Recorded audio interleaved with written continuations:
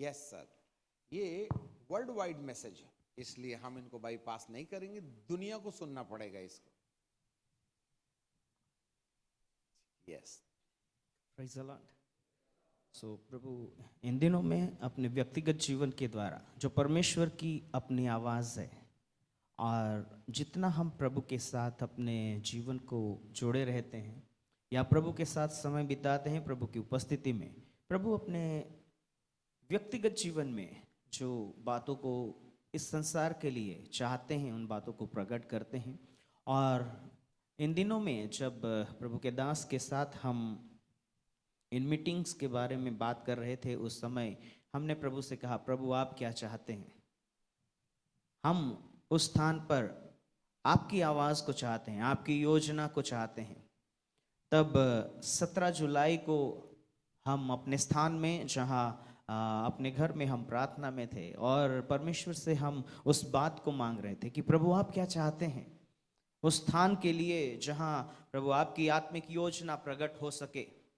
और तब उस समय लगातार रात को 1:30 बजे से लेकर सुबह के 3:30 बजे तक हम प्रभु के साथ बैठे रहे और प्रभु से मांगते रहे, प्रभु आप क्या चाहते हैं, उस बात को आप प्रकट करें, उस बात को आप प्रकट करें। तब परमेश्वर ने वचन के द्वारा सबसे पहले हमसे बात किया और हमें वचन दिया, मत्ती रचित सुसमाचार उसका 26 अध्याय उसका 36 से 44। और मैं उस वचन को उस स्थान में पढ़ने लगा। और जब हम पढ़ रहे थे उस समय परमेश्वर ने अद्भुत रीति से उसकी सच्चाई को हमारे सामने प्रकट करने के लिए प्रभु का आवाज जो हमारे लिए था, तब हम प्रभु के आत्मा के उस बुलाहट को समझ रहे थे कि परमेश्वर क्या चाहते हैं। तब परमेश्वर का आत्मा हमें उस सच्चाई की ओर ले जाने के लिए अचानक हम कई समयों से प्रभु ने अपने अभिषिक्तों के साथ में भेंट करने के लिए प्रभु के महान दास मोसेस बाबा और एलिया बाबा कई बार अपने आप को हमसे प्रभु की योजनाओं को प्रकट करने के लिए भेंट होती रहती थी। पर हम अपने जीवन में उस बात को समझ गए कि जब मोसेस बाबा आते हैं तो एलिया बाबा उनके साथ कभी नहीं आते, और एलिया बाबा जब आते हैं तो मोसेस बाबा कभी साथ में नहीं आते। बट इस समय इस दिन को एक ऐसी बात हुई कि पहली बार मैंने एलिया बाबा और मोसेस बाबा को एक साथ में आते हुए देखा। और दोनों जब एक साथ में आए तब उस सच्चाई को परमेश्वर के आत्मा ने प्रकट किया कि यीशु मसीह जब शारीरिक रीति से पहाड़ों की ढलान में सेवा किया करते थे तो मोसेस बाबा उनके साथ में आत्मिक रीति से चला करते थे। और वही यीशु मसीह जब पर्वत की ऊंचाई में पिता के साथ समय बिताते थे तो एलिया बाबा आत्मिक रीति से उनके साथ में वहां उपस्थित होते थे। पर दोनों कभी एक साथ में यीशु मसीह के साथ नहीं थे। पर उस वचन में एक आत्मिक सच्चाई को प्रकट किया और वो उस बात को पवित्र आत्मा हमें समझ देने लगे कि एलिया बाबा और मोसेस बाबा एक साथ में जब आते हैं तब एक अद्भुत बदलाव और एक ऐसे कार्य को जो परमेश्वर ने केवल उस व्यक्तिगत जीवन के लिए, जब वो शारीरिक रीति से संसार में पाया जाता है, उसके जीवन के लिए जो परमेश्वर ने रखा है, उस कार्य को पूरा करने का समय आ जाता है। और उस सच्चाई को जब हम समझ गए उस समय परमेश्वर आत्मा में हमें उस ऊंचाई की ओर ले जाने के लिए हमारे अपने शरीर से अपने आप को हम अलग महसूस करने लगे। और अचानक परमेश्वर के अभिषिक्त मोसेस बाबा वो एक रास्ते से होकर आगे चलने लगे और कुछ दूरी बनाकर एलिया बाबा और मोसेस बाबा कभी एक साथ नहीं चलते हैं। और उस समय एलिया बाबा पीछे से उसी रास्ते से चलने लगे और उस समय परमेश्वर का एक अग्निमय स्वर्गदूत जो पूरा आग के समान जो स्वर्गदूत है, उसने अपने आप को परमेश्वर की योजना में हमारे सामने जब वो प्रकट हुए, उन्होंने कहा आओ हम उस जगह में चले। और ये स्वर्गदूत के साथ में हम उस स्थान में जो अग्नि की ज्वाला के समान है उनके साथ उसी मार्ग से आगे चलने लगे। और चलते समय कुछ समय के बाद में हम उस जगह पर पहुंचे, उस स्थान पर पहुंचे, और हम क्या देख रहे हैं कि एक बहुत ही घने पेड़ों से घिरा हुआ एक जगह है, और वहां बहुत ही एक सकड़ा मार्ग है और एक छोटा सा रास्ता है। उस रास्ते से हम अपने प्रभु को देखने लगे, और वो अपने साथ में जो चलने वाले चेलों के साथ में उस स्थान में हम उनको देख रहे हैं, और वो उनके साथ में इशारों से बात कर रहे हैं, और वो उन्हें शब्द से वो क्या बोल रहे हैं वो हम नहीं सुन रहे हैं, पर इशारों से वो बता रहे हैं कि वो उनको उस स्थान में रुकने के लिए बोल रहे हैं। और वो कुछ आगे चलते हुए अपने आप को अलग किया। यीशु के साथ चलने वाले जो चेले हैं उनको पेड़ों का जो घना पेड़ों का छांव की जगह जैसे है उस स्थान में रुकने के लिए यीशु ने कहा, पर यीशु मसीह एक खुली जगह में जाए जहां वे अकेले अपने आप को उस स्थान पर वो वहां पर हैं, और वो अपने वस्त्र को जो हमेशा अपने आप में ओढ़े रहते हैं उस वस्त्र को ओढ़े हुए वो स्वर्ग की ओर ताकते और फिर नीचे जमीन की ओर झांक कर वो इस प्रार्थना की मुद्रा में वहां हम देख रहे थे। और उस समय एक घना अंधेरा जो पूरे उस स्थान को घेर लिया, और पूरा घना अंधेरा है जो यीशु मसीह जहां बैठे हैं उस स्थान तक वो घना अंधेरा जो है वो अपने आप से उस स्थान को ढकने के लिए और उस स्थान में वो घेरा बना रहा है, और हम वहां उस स्थान में ये देख रहे हैं। और यीशु मसीह जो कुछ समय पहले एलिया बाबा और मोसेस बाबा पर्वत की ऊंचाई में जब परमेश्वर की महिमा में यीशु मसीह को प्रकट किया गया, तब उसके चेहरे से आग के समान, सूरज के किरणों के समान और उसके वस्त्र से जो उजियाला निकलता है, पर इस स्थान में यीशु मसीह के चेहरे से ना उजियाला निकल रहा था, ना उसके वस्त्र से कोई रोशनी बाहर आ रही थी। यीशु मसीह के शरीर के अंदर पूरी आग है, पर उसके चेहरे से और उसके कपड़ों से कोई रोशनी बाहर नहीं आ रही, और वो अंधेरा जो है वो ढांपे चले जा रहा है। उस समय प्रभु के दास जो हैं मोसेस और एलिया जो उस रास्ते से होकर आए, वो अपने आप को यीशु के आगे नहीं पर यीशु के पीछे वो अपने आप को प्रकट करते हैं। और वहां यीशु के पीछे जब वे खड़े हैं, परमेश्वर अपने आप में उस आत्मिक योजना को मोसेस और एलिया के जीवन में जब उस सच्चाई को प्रकट किया, और वहां वे उस वस्त्र को ओढ़े हुए जब यीशु मसीह उस स्थान पर हैं, और वे एक शब्द को बोलते हैं कि हे पिता, हो सके ये प्याला मुझसे दूर हो जाए, हो सके ये प्याला मुझसे दूर हो जाए। और जब तक यीशु मसीह इस शब्द को बोलते रहे, यीशु मसीह के अंदर या परमेश्वर के उस पुत्र के अंदर आग जरूर है, पर वस्त्र से और चेहरे से कोई रोशनी नहीं आ रही। उस समय एलिया बाबा और मोसेस बाबा यीशु मसीह के पीछे कुछ दूरी बनाकर, वो जमीन के ऊपर नहीं है पर वो उस ऊंचाई में है, और वे अपने आप को उस स्थान पर प्रकट किए।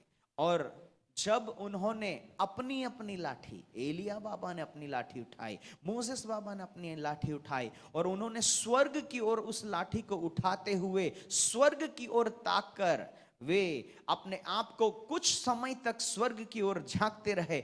अचानक एक भयानक रीति से आग के गोले के समान उजियाला उस स्वर्गीय स्थानों की ऊंचाई से उतरने लगा।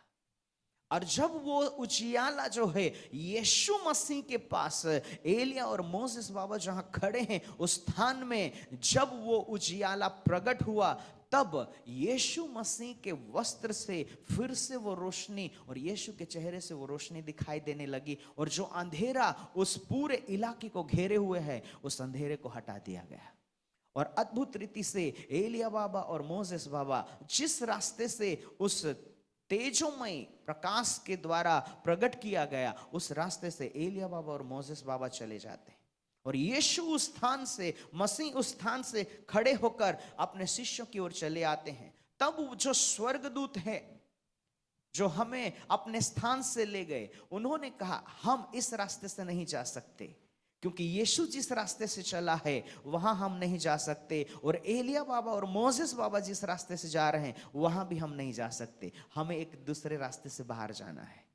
और वो स्वर्गदूत हमें उस रास्ते से, नए रास्ते से लेकर गए, और वहां हम अपने आप को देखते हैं एक ऊंचे पर्वत की ऊंचाई पर।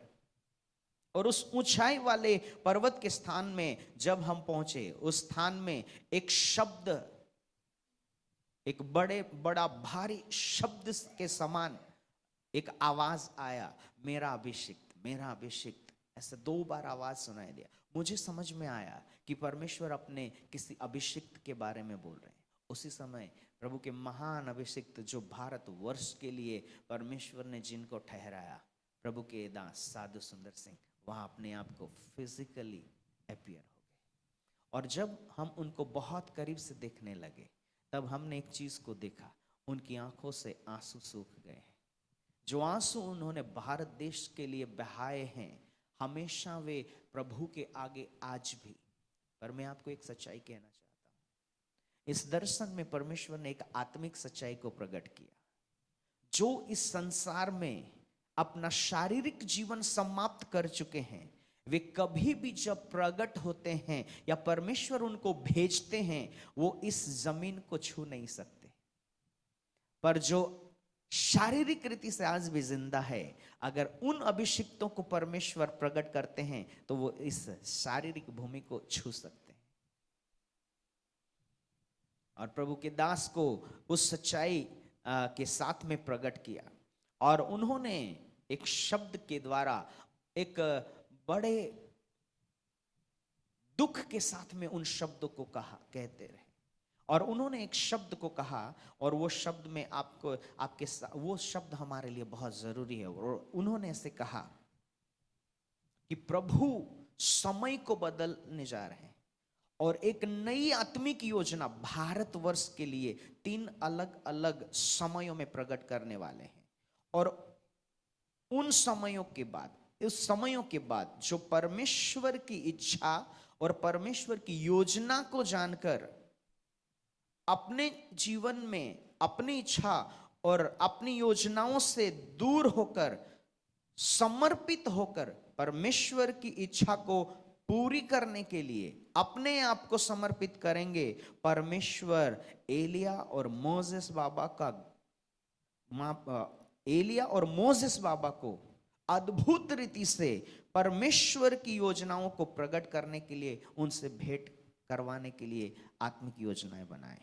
और उस समय ये कहकर अभिषिक्त उस पर्वत से चले गए, और हम उस स्थान में थे, और हमने केवल यही कहा, हे प्रभु आपकी इच्छा हमारे जीवन में और भारतवर्ष में पूरी हो जाए।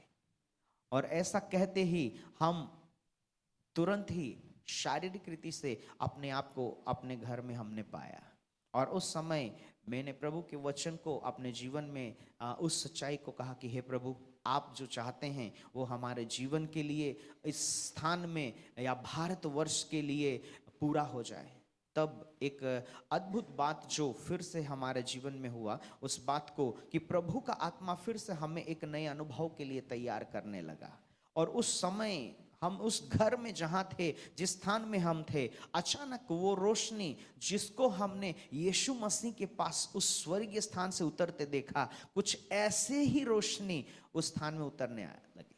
और उस रोशनी में, उस तेज में इतना सामर्थ्य है कि उसके तेज में मैं अपने शरीर को पूरी रीति से घुल जाते हुए देखने लगा। अब मुझे समझ में आया कि मेरा शरीर है ही नहीं, मैं उस पूरी रोशनी में अपने आप को खो गया। तब उस रोशनी में एक ऊंचाई के स्थान में जब उठाया, तब उस ऊंचाई में एक स्वर्गदूत के साथ में जब उस स्थान को हम देख रहे हैं, तब स्वर्गीय स्थान से प्रभु ने जैसे एलिया बाबा को आत्मिक योजना के तहत उठा लेने के लिए जिन अग्निमय रथों को तैयार किया, कुछ ऐसे ही रथ ऑलरेडी तैयार है। और वो एक नहीं है, क्योंकि उसके नंबर्स डिक्लेयर करने के लिए मुझे अनुमति नहीं है। वो तैयार है। और उस समय जो स्वर्गदूत हमारे साथ थे, हमने बहुत हिम्मत जुटाकर एक शब्द को कहा, ये क्या है? और उस समय परमेश्वर के उस तेजोमय स्थान से जो रोशनी आ रही थी, वहां एक स्वर्गदूत को एक स्क्रॉल दिया गया, और उस स्क्रॉल में उन महान अभिषिक्तों को जो परमेश्वर अपने पास बुला लेने वाले, उनका नाम उसमें लिखा हुआ है। और वो स्वर्गदूत को एक बड़ी प्रचंड आवाज के साथ में उस सिंहासन की ओर से आवाज आई और कहा, जाओ। और जैसे ही वो भयानक आवाज आई, स्वर्गदूत उस स्थान से आने लगे। तब हम स्वर्गदूत को पूछने के लिए अपने आप में साहस करने लगे, ये कौन लोग हैं? इस स्क्रॉल में किन लोगों का नाम है? तब उसने एक ही आवाज कहा, परमेश्वर खुद जानता है। परमेश्वर को छोड़कर उनके नामों को किसी को भी बताने के लिए अनुमति नहीं है। और उस समय एक अद्भुत सच्चाई ये थी कि ये जो अग्निमय स्वर्गदूत हैं या जो तैयार हैं, तब प्रभु का आत्मा एक सच्चाई को प्रकट किया कि जिन्होंने परमेश्वर की इच्छा के अनुसार, परमेश्वर की योजना में चलकर इस संसार में उनके लिए जो कार्य को परमेश्वर ने ठहराया था, जो उन्होंने पूरा किया है, बहुत जल्द प्रभु के पास वे जाने वाले। प्रभु अपने अभिषिक्तों को अपने पास बुला लेने वाला है। इन समयों के बाद बहुत से प्रभु के चुने हुए अभिषिक्त जो हैं, वो परमेश्वर के पास चले जाएंगे। पर केवल वो चले जाएंगे इतना ही नहीं, उनका जाना, जैसे परमेश्वर उस सच्चाई को हम इन दिनों में प्रभु के दास के द्वारा उस सच्चाई को हम सुन रहे हैं। मोसेस चला गया और उसकी जगह यहोशू को परमेश्वर ने नियुक्त किया। एलिया को परमेश्वर ने उठा लिया, पर एलीशा को परमेश्वर ने तैयार किया। 2023 के बाद बहुत से व्यक्तिगत जीवन जो परमेश्वर की योजना को पूरा कर चुके हैं, उनको परमेश्वर अपने पास बुला लेंगे। पर 2023 में केवल वो ही लोग प्रभु के राज्य की सेवा के लिए काम में आएंगे जो अपनी इच्छा और अपनी योजना के अनुसार नहीं, परमेश्वर की इच्छा और योजना के अनुसार चलने वाले। प्रभु आप सबको आशीष दे।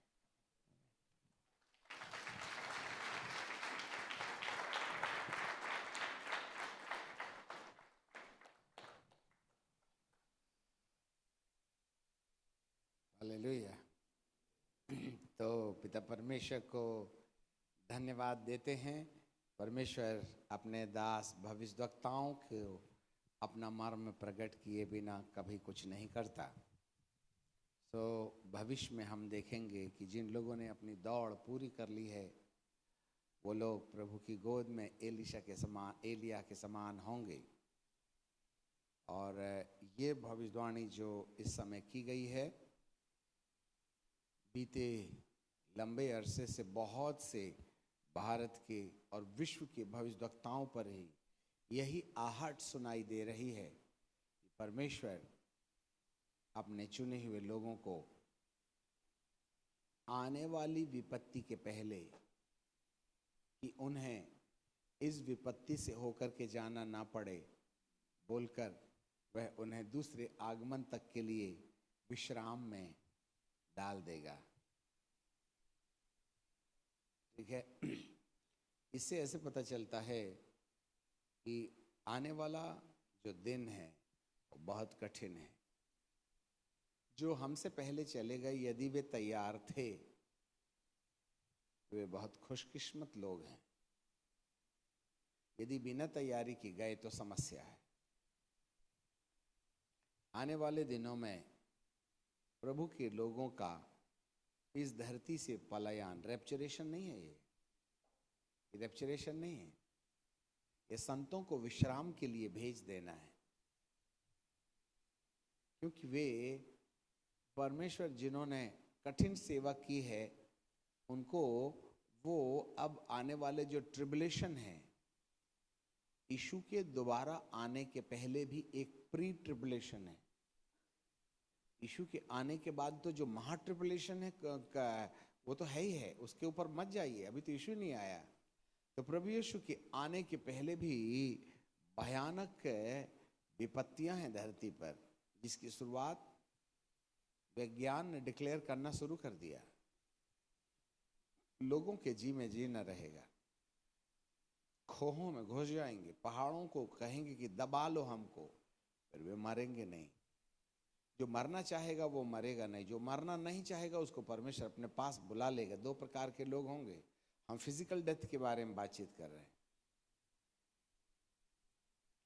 तो जिन लोगों ने रियली ऊपर जाने लायक काम पूरा कर लिया है, जिनकी सेवकाई का काल खत्म हो गया है, प्रभु उनको विश्राम देगा और वे यीशु के दोबारा आने तक एकांत में विश्राम पाएंगे और यीशु के साथ फिर आकर के अपनी महिमा की देह पहनेंगे। हम कलीसिया के उठाए जाने के पहले की घटना की बात कर रहे हैं। पिता परमेश्वर को धन्यवाद हो। अग्निमय रथ तैयार हैं बहुसंख्यक लोगों के लिए। धर्मियों की मृत्यु से स्वर्ग में बड़ी प्रसन्नता होती। स्वर्ग आनंदित होगा जब संत लोग इस धरती से उठाए जाएंगे। किसका नंबर लगे किसका नंबर न लगे मैं क्या बता दूं। जब दूत को नहीं मालूम तो हमें कहां से मालूम होगा। सब पिता परमेश्वर के हाथ में। फिर उसके बाद उनके स्थान पर परमेश्वर यहोशू को खड़ा करेगा। अर्थात एक ऐसी सेना परमेश्वर गुप्त में तैयार कर रहे हैं जो अभी तक नजर नहीं आ रही। मुझे नहीं मालूम यहाँ कुछ लोग होंगे जो गुप्त रीति से परमेश्वर के उस मिशन के लिए तैयार किए जा रहे हैं, उनको आइडिया हो जाएगा। परंतु कुछ और भी होंगे जिन्हें अभी तक नहीं मालूम है।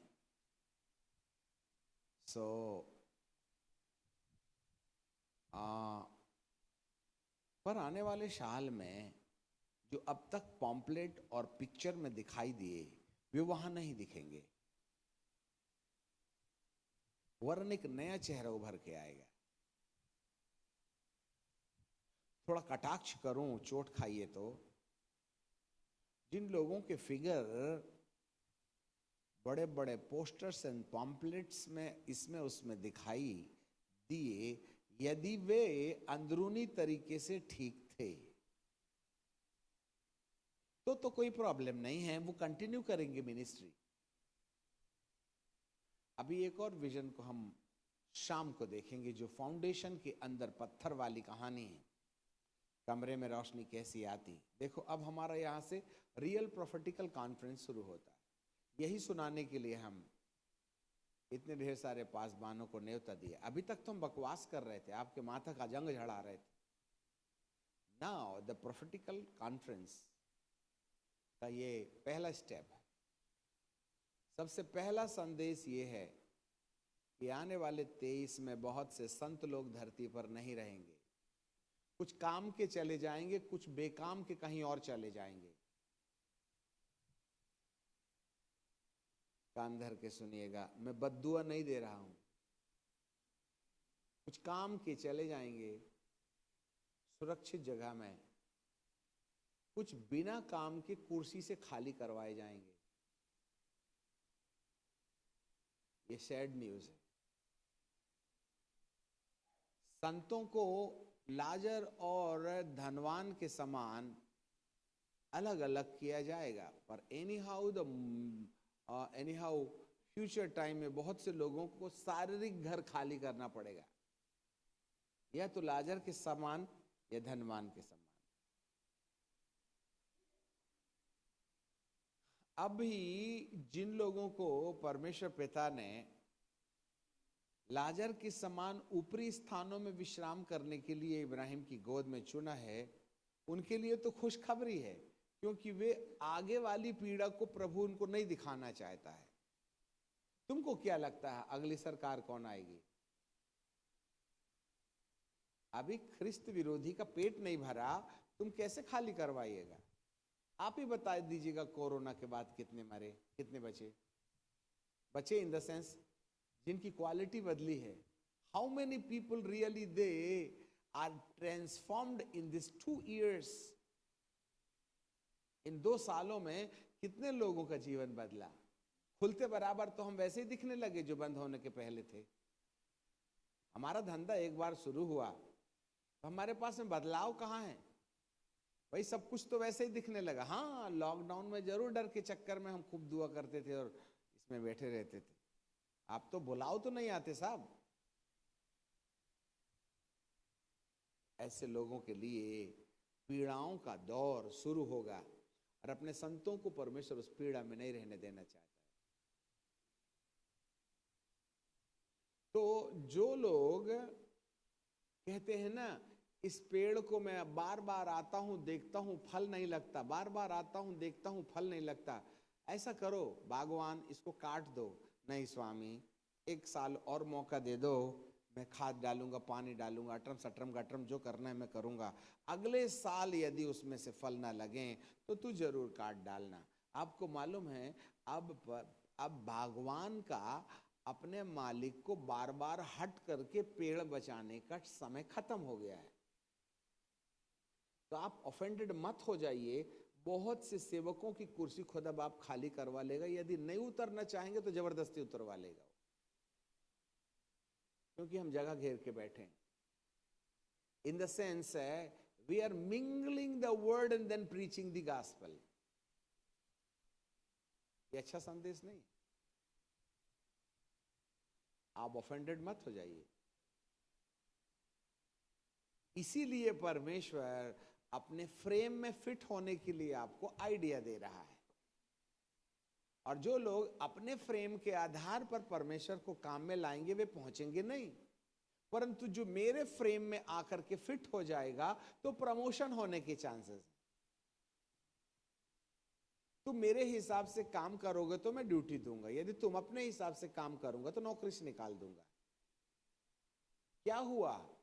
लॉकडाउन के बाद में हजारों की संख्या में लोग मिनिस्ट्री छोड़ करके व्यापार में लग गए। तो 33,000 लोग निकले थे गिदोन के साथ में। परमेश्वर बोला यार ये बड़ी भियाड़ी भीड़, इतने लोगों के साथ में यदि मैं दुश्मन को हरवाऊंगा भी तो इसमें कोई उस्तादी नहीं है। उन्होंने बोला ऐसा करो, जिसको जिसको डर लग रहा है घर जाओ, और बीबी की याद वाले तो रहना नहीं। तो 30,000 गए। परमेश्वर बोलता इसके बावजूद भी बहुत हैं। नदी में ले जाओ, इंटरव्यू होगा और पानी पीने के लिए बोलो। जो मुंह से चपड़ चपड़ करके पानी पिए और कोई चुल्लू से पानी किए, इन दोनों की 2 टीम बना लेना। और जो चपड़ चपड़ करके पानी पी रहे थे वो मात्र 300 निकले। तब प्रभु कहते हैं ये 300 काम के, बागी को घर जाने दे। निकले तो थे 32,000 और काम के तो 300 थे। बहुत से लोगों को घर भेजाने का काम होगा। सरवाइव करने के लिए आप भले कोई व्यापार नौकरी कर सकते हैं, बट परमेश्वर जिन लोगों को काम में लाना चाहता है वो 300 लोग हैं जो उसके चुनाव में हैं। अब ये 300 हो कौन सकते हैं? जिन्होंने अपने आप को परमेश्वर के फ्रेम में फिट करने में अपने आप को उपलब्ध करा लिया है, और ऐसे लोगों की तैयारी चल रही है।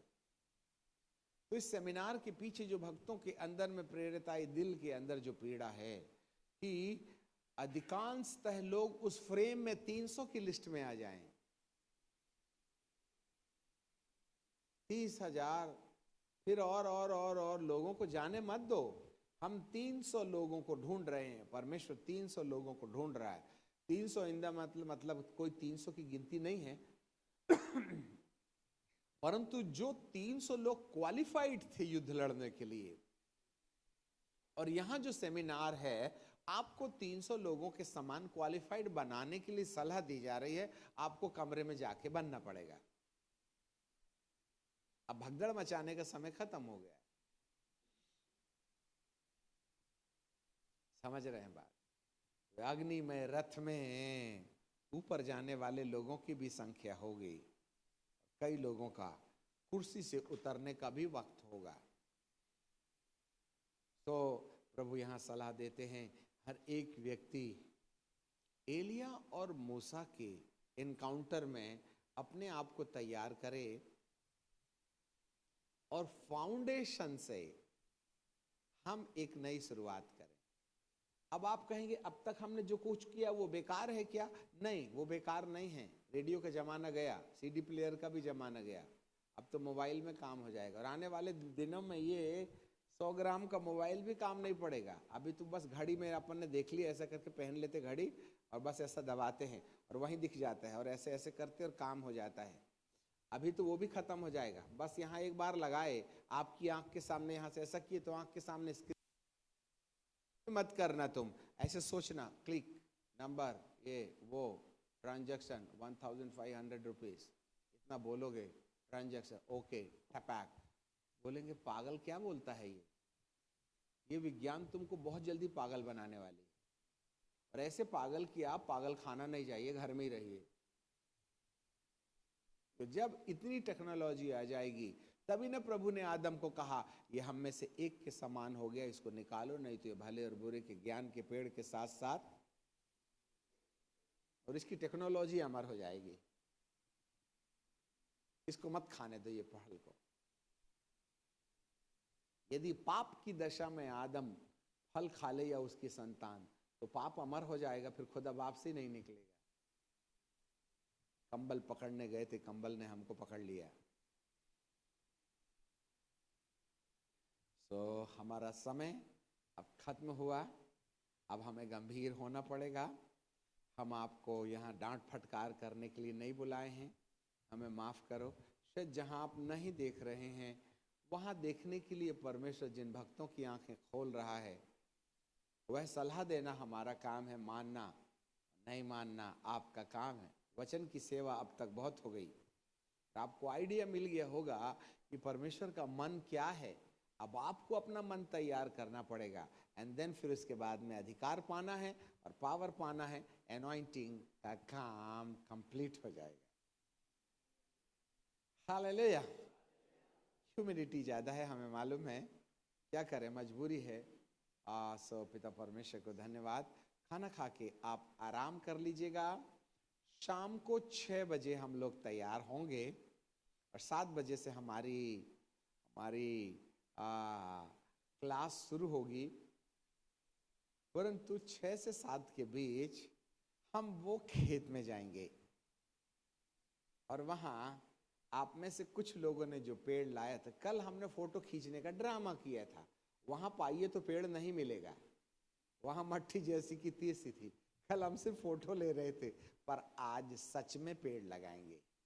बहुत ज़्यादा नहीं, 2 4 6, वहाँ भी आपकी फ़ोटोज़ हो जाएगी।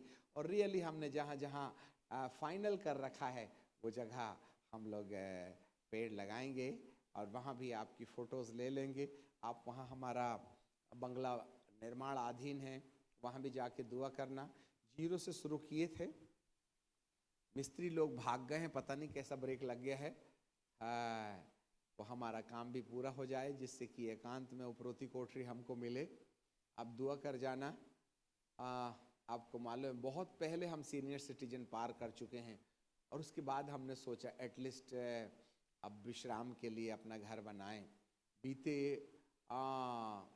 40-45 सालों से हम प्रभु के घर बनाने और ज़मीन खरीदने में जो कुछ भी था प्रभु के भक्तों में, शायद हमारे पास एक सूटकेस भर के रजिस्ट्री के पेपर होंगे।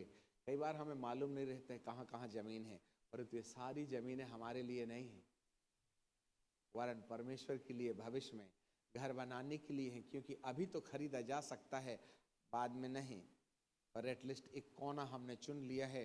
प्रभु दाऊद ने पहले बना लिया था, कम से कम आखिरी में तो बनाने दे, ठीक है। और कई बार उसमें भी लगता है कहीं गलती तो नहीं हो रही हमसे, जब मैं वहां बना रहा तो टेंशन क्यों ले रहा है, और पता चला वो रथ मेरे भी लिए रहा तो I am mentally prepare to go. Request नहीं करूंगा कि छत ढालने दे, कौन टेंशन लेगा, जब इससे बेहतर तू बना रहा है। तो कई बार हम सोचते हैं प्रभु कहीं हमसे गलती तो नहीं हो रही है। प्रभु कहता है अपने कर्तव्यों को पूरा करने में नाजुक मत रहो, जब जाना है तब जाना है, यहाँ रहते समय जो काम है वो तो करते ही जाना है ना, डरपोक का काम वहाँ नहीं है। इसलिए मेंटली प्रिपेयर रहना। जिस दिन घंटी बजे तो बंगला मत देखना, नहीं तो नमक का खंबा बनेगा। धरती पर जो स्टूडेंट्स हैं वो स्टूडेंट्स बने रहें, हाउसवाइफ हैं पति की सेवा करें, पुरुष लोग हैं कमा रहे हैं कमाते रहें, अपने राज में हमें भी याद रखना। अरे भाई, आप यदि नौकरी छोड़ दिए तो भिखारी तो हम भी हैं, तुम भी हमारी लिस्ट में आ गए तो दाना कौन देगा? इसलिए व्यापारियों के व्यापार के बंद होने की दुआ मत करना। नहीं तो हमें अंग्रेजी का हुआ ढूंढना पड़ेगा। आपकी कलीसिया में व्यापारी लोग रहें, मंत्री लोग रहें, आईएएस रहें, हैं, ग्राम पंचायत में जाएं, हैं, सब जगह जाएं, सब उद्धार पाए लोग रूलिंग अथॉरिटी में बैठे, इलेक्शन लड़ें, पादरी लोग नहीं, विश्वासी लोग जो परमेश्वर से भय खाते हैं उनको बनाओ एमएलए। हम तो ऑलरेडी ऊपर के एमएलए हैं, यहाँ का करके क्या करेंगे? 5 साल में उतारेंगे, हमको तो मरने के बाद भी कोई नहीं उतार सकता है। ठीक है ना? तो पिता परमेश्वर को धन्यवाद। आपकी कलीसिया में बड़े बड़े बिजनेसमैन हों, आपकी कलीसिया में बड़े बड़े आईएएस अफसर हों, है ना, और आप प्रभु की आवाज़ सुनने वाले व्यक्ति बन जाएं। ऐसा बोल करके पिता आपके साथ बने रहें। हमको दिमाग खाने की आदत है, अब आप जाके खाना खा लीजिएगा। दुआ करेंगे। सनातन परमेश्वर, हम आपको धन्यवाद देते हैं। आपने हंसते खेलते, कुछ मीठी कुछ खट्टी कुछ गरम कुछ नरम बातें सुना करके हमें निश्चय करने के लिए हमारे ऊपर छोड़ दिया है कि अरे बाप, आपकी दया हम पर होने पाए। आपको महिमा देते। भोजन बनाया, जिन्होंने उनको आशीर्वाद दीजिएगा, आपका अनुग्रह उन पर बना रहे। यीशु नासरी के नाम से मांगते हैं, आमीन। शाम को 7 बजे यूट्यूब में ऑनलाइन फिर मुलाकात होगी सबको। जय मसीह की, प्रेज द लॉर्ड।